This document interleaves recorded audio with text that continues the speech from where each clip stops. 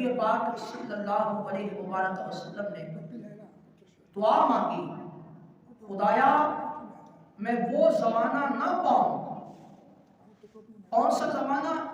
آپ نے اپنے صحابہ سے خطاب کیا، فرمایا اے میرے صحابہ میں وہ زمانہ نہ پاؤں اور تم وہ زمانہ نہ پاؤ کہ جس میں عالم کی پیروی اور حلیم یعنی بردبار سے حیا نہ کی جائے گی۔ حضور علیہ السلام فرماتے ہیں میں بھی وہ زمانہ نہ پاؤں اور اے میرے صحابہ تم بھی وہ زمانہ نہ پانا۔ یعنی آپ نے اس زمانے کی طرف اشارہ کیا کہ جب عالم کی پیروی نہیں کی جائے گی۔ عالم کوئی مسئلہ بتائے گا، کوئی نبی پاک علیہ السلام کی حدیث بتائے گا، قرآن کی آیت پڑھ کر اصلاح کی کوشش کرے گا تو لوگ اس عالم کی پیروی نہیں کریں گے۔ وجہ کیا ہوگی کہ یہ بات ان کی طبیعت کے مطابق نہیں ہے۔ کوئی عالم سود سے روکے گا تو وہ عالم کی پیروی نہیں کرے گا۔ کوئی عالم انہیں راہ راست پر لانے کی کوشش کرے گا وہ اس کی پیروی نہیں کرے گا۔ تو آقا کریم صلی اللہ علیہ وسلم نے اپنے صحابہ سے فرمایا صحابہ میں بھی وہ زمانہ نہ پاؤں اور تم بھی وہ زمانہ نہ پانا کہ جس زمانے کے اندر عالم کی پیروی نہ کی جائے اور ایک حلیم اور بردبار شخص سے حیا نہ کی جائے۔ فرمایا اس زمانے کو نبی پاک علیہ السلام نے ناپسند فرمایا اور اس زمانے کو نہ پانے کی دعا فرمائی۔ اور غور فرمایا آج وہی زمانہ ہے، ہمارے بچے مولویوں سے دور بھاگے، ہم خود دور بھاگے، اپنی اولاد کو دور کریں، اپنی اولاد کو عالم بنانے سے دور ہٹے۔ کیوں؟ وجہ سمجھ میں نہیں آئی۔ اس لیے کہ وہ نمازی بن جائے گا، اس لیے کہ وہ قرآن و حدیث کو سمجھنے والا بن جائے گا، اس لیے ہم اپنی اولاد کو دور کر رہے ہیں تاکہ جب میں مر جاؤں تو مجھے کوئی غسل دینے والا موجود نہ ہو۔ کیا ہم اپنی اولاد کو اس لیے دور کر رہے ہیں کہ جب میں مر جاؤں تو ہم مولوی صاحب کی منت کرتے پھرتے رہے کہ مولوی صاحب ہمارے باپ کا جنازہ پڑھا؟ آپ غور تو کریں، آپ اس لیے علماء سے دور ہیں، اس لیے اپنی اولاد کو قرآن و حدیث سیکھنے سے دور کر رہے ہیں تاکہ ہمارا وہ جنازہ نہ پڑھائے۔ باپ فوت ہوا ہے، لوگ آتے ہیں، باپ فوت ہو جائے، لوگ آتے ہیں جی بچے تھے کیا کر رہے ہیں جی میرے باپ کی قبر پر قرآن کی تلاوت کر رہے ہیں۔ باپ تیرا ہے، تلاوت لوگوں کے بچے کریں آ کر۔ یہ نتیجہ ہے اس چیز کا کہ جو ہم علماء سے دور رہے، اپنے بچوں کو علماء سے دور رکھا اور پھر نتیجتاً کیا ہوا؟ باپ میرا فوت ہوا ہے، تلاوت کوئی آ کر کرے گا۔ باپ میرا فوت ہوا ہے اور ختم کوئی اور آ کے پڑھے گا۔ باپ میرا فوت ہوا ہے، کفن کوئی اور پہنائے گا۔ باپ میرا فوت ہوا ہے، جنازہ کوئی اور آ کے پڑھائے گا۔ باپ میرا فوت ہوا ہے اور نتیجتاً کیا ہے؟ غسل کوئی اور آ کر دے گا۔ یہ نتیجہ ہے اس چیز کا جب ہم علماء کی پیروی سے دور ہو گئے، اپنے بچوں کو علماء کی صحبت میں نہیں بٹھایا، اپنی اولاد کو علماء کے پاس نہیں بھیجا، اپنی اولاد کو عالم دین نہیں بنایا۔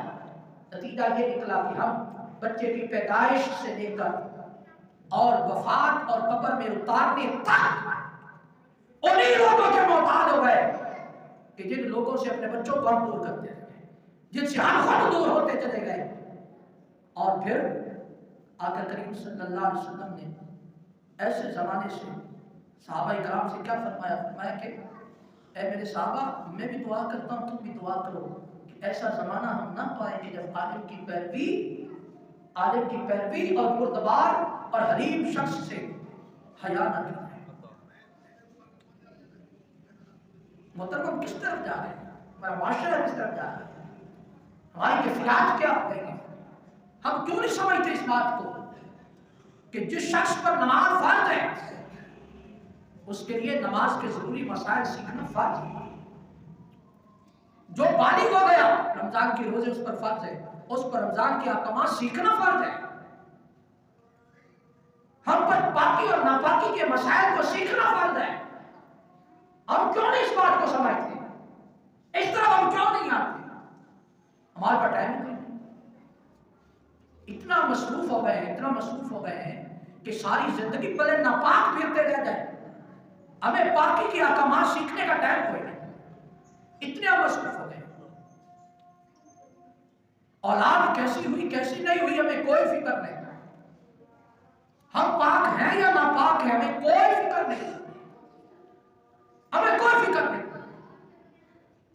ہم بس دنیا کی دھن کے اندر اتنے مگن ہو چکے ہیں، ہم نے سارا کچھ دنیا کو ہی سمجھ لیا، بس دنیا ہی سب کچھ ہے، اس دنیا کے اس دائرے کے باہر کوئی چیز نہیں۔ حالانکہ یہ دنیا کی زندگی یہ ایک دھوکہ ہے۔ قرآن مجید فرقان حمید کے اندر آپ غور فرمائیں، اس دنیا کے سامان کو قلیل فرمایا گیا، تھوڑا فرمایا گیا، اور اللہ کے نزدیک اس دنیا کی جو حقیقت ہے یہ مچھر کے پر کے برابر بھی نہیں۔ مچھر کا پر کتنا ہوگا؟ اتنی بھی اس دنیا کی حقیقت نہیں ہے جس دنیا کے پیچھے انسان مرتا چلا جائے۔ محترم عرض یہ ہے علماء سے جڑے، علماء سے جڑے ہیں، اپنی اولاد کو علماء کی صحبت میں بٹھائیں، اپنی اولاد کو قرآن کا حافظ بنائیں، صحیح قرآن پڑھنے والا بنائیں، اپنی اولاد کو عالم دین بنائیں، تاکہ یہ اولاد کم از کم یہ سعادت ضرور حاصل کرے کہ اپنے باپ کو غسل بھی خود دے، اپنے باپ کو کفن بھی خود دے، اپنے باپ کا جنازہ بھی خود پڑھے، ہر جمعے کو اپنی باپ کی قبر پر جا کر قرآن کی تلاوت بھی خود کرے، اور اسے یہ سعادت دے کہ یہ اولاد ہر جمعے کو جا کر آپ کی قبر پر قرآن کی تلاوت کرنے والی بنے۔ لیکن یہ کب ہوگا کہ جب علماء کی پیروی کی طرف ان کو لگائیں گے، جب علماء کے پاس ان کو بٹھائیں گے، علماء کے قریب کریں گے، علماء کے پاس بھیج کر ان کو قرآن اور حدیث کا علم حاصل کروائیں گے، تب جا کر یہ اولاد اس قابل بنے گی کہ ہمارے مرنے کے بعد ہماری قبر میں ٹھنڈک کا سامان یہ بن جائے گی۔